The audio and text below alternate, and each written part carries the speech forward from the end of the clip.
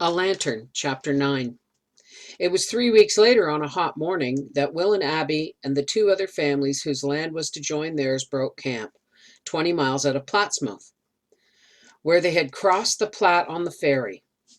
The journey over western Iowa had been one endless lurching through acres of dry grass and sunflowers, thickets of sumac, wild plum, and Indian currant. And now, save for the little clump of natural growth near the wagons, there was still not a tree in sight, not a shrub nor a bush, a human being nor any living thing, nothing but the coarse prairie grass. The heads of the two Lutz families were brothers, Oscar and Henry. Oscar had a wife and 3 small children, Henry a young bride and her 6-year-old orphan nephew. Grandpa Lutz, a mild-mannered, gentle old man, had also come into the new country with his sons.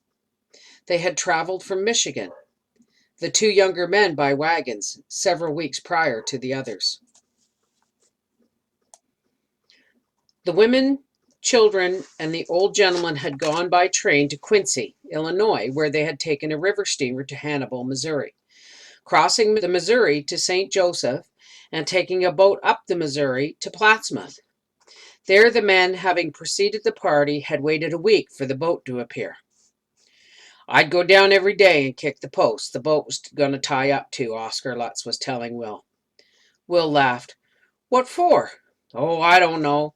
I had to take all the delay out on something or somebody, so I kicked the post instead of Henry here."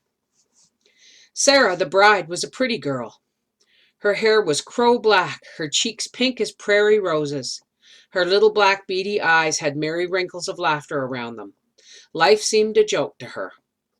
This forenoon she had decorated the wagon with Indian paintbrush, which burned like flames of fire against the dingy white of the canvas cover.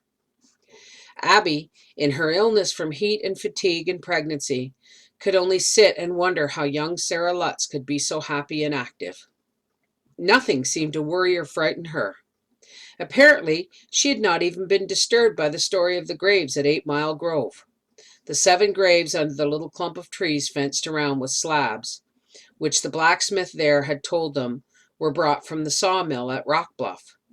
They had asked him innocently enough who was buried there. Abby almost shivered now at the thought of his answer. "Claim jumpers and horse thieves and such," he said, indifferently. And shifting his tobacco, he added definitely, "Hung Vigilance Committee," and more grimly specific, "to that there tree." "Hung?" someone had repeated in the silence that followed. "Yep. Hang 'em in summer," he explained cheerfully, "and pike 'em under the ice in winter." Abby shuddered again at the memory of the grim voice. The journey on from camp was across the vast prairie itself. As the morning passed, the heat rolled over Abby in waves like the rippling of the grass. She looked out from the canvas to see Will plodding along, his shoulders drooping. He had not called back any gay, cheery thing all afternoon. The grass out there, would it never cease to wave? There were 4 rhythm beats like music, but music which irritated rather than soothed one. Blow, wave, ripple, dip. It beat on her brain so that she turned wearily away from the sight. And then, as one fascinated by something distasteful, she looked again.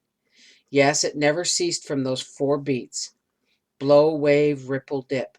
Blow, wave, ripple, dip. Little Mac was sleeping, and Abby dropped over beside him.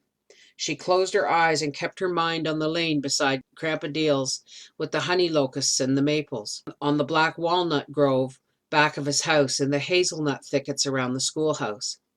How cool and pleasant the schoolhouse looked with the green shutters against the white siding.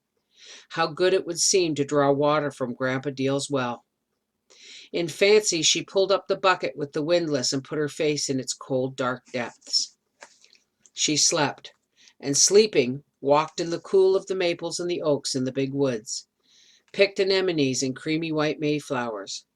She dropped down in a bed of cool ferns behind Janet Graves's house in the timber. Suddenly the wagon creaked and lurched, and she opened her eyes.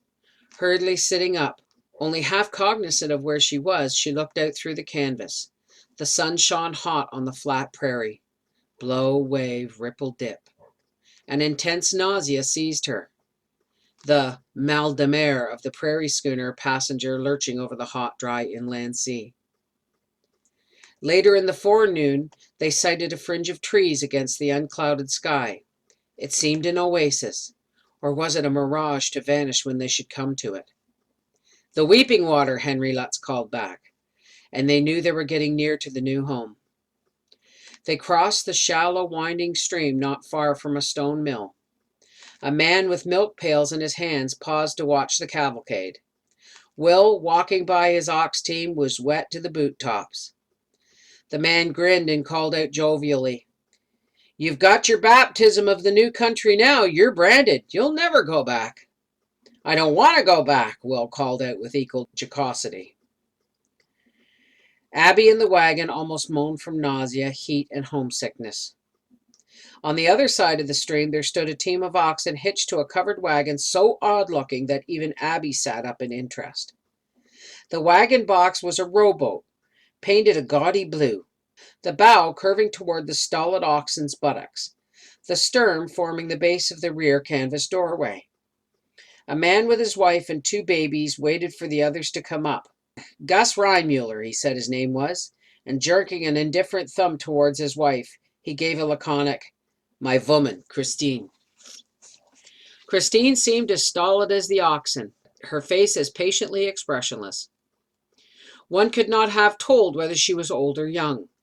Her colorless hair was braided in small braids and wound flat from ear to ear, looking like a small oval-shaped rug pinned to the back of her head. This was the 3rd family, then, to be going up into the same section with the Deals. And together after lunch, the wagons journeyed on to the west. In a long straggling line, they journeyed stolidly and silently toward the sun. Of them all, only Sarah Lutz sometimes called out a cheery comment. Abby lay on the wagon bottom, so ill with nausea and heat that it seemed she could never again take any interest in life. Toward evening, another long fringe of trees penciled itself against the dipping sun. "Stove Creek," Henry Lutz called back, and they knew they were at their destination. There were old buffalo wallows along the creek banks, shallow declivities where the huge beasts had rolled and stamped out the mud. The sight of buffalo chips, too, reminded them that the time was not long past since the shaggy fellows had ambled leisurely along the creek bed. They crossed the creek, which was little more than a ravine now, with its few inches of water. And then Henry Lutz, who was in the lead, stopped. "Well, here we are," he called when Will and Abby had caught up with them. "This is yours." He had a rude paper plan in his hand. "Mine lies over there to the west. Oscar is to the north of mine, and Reinmuller's," Gus and Christine had come up in the ridiculous boat wagon, "Reinmuller's is exactly south of Deal's." Abby crawled out of the wagon box. She was stiff and ill, and her head ached from the blinding sunlight. Sarah Lutz, with her round rosy cheeks and her beady black eyes, was out of her wagon too and over to Abby's. "Well, you're home," she was chuckling in her merry way. "This is where you live, and my good gracious, you've caught callers." She shook hands with Abby in mock formality. "May I come in and sit a while?" "Yes, thank you. I'll take the rocking chair, Mrs. Deal." "Yes, thanks, I'll have a cup of tea." It made Abby laugh a little too. The nonsense of it at such a time, and then, boo! Abby squealed and jumped and ran for the wagon. A little dark lizard-shaped thing had darted close to her feet with the speed of lightning. "They're just swifts," Will told her, "as harmless as mice." "Yes, and just as horrid," called Abby back. They camped in a group for the night. It made quite a party. Will, Abby, and little Mac, the Oscar Lutzes with their 3 children, Henry and Sarah Lutz with Grandpa Lutz and little Dan, the orphan nephew, Gus and Christine Reinmuller and their 2 babies. The wagons formed a circle with a single campfire in the center. The sun slipped down behind the rim of the world. One of the men found a spring in the creek bed and brought water. The others fed the horses and led them down to drink. The women folks got supper and washed the plates and cups at the side of the creek bed. The children were put to sleep in the wagons, and the older people gathered around the fire. The stars came out, pale yellow flowers in the sky's own prairie. A coyote howled. Another answered. It made Abby think of a night on the journey from Illinois when she was 8, and yet this was different. Then they had been so close to the sheltering woods. They had heard all the little night creatures at work, all the tiny rustlings of the timber. But this, paradoxically, was a silent noise.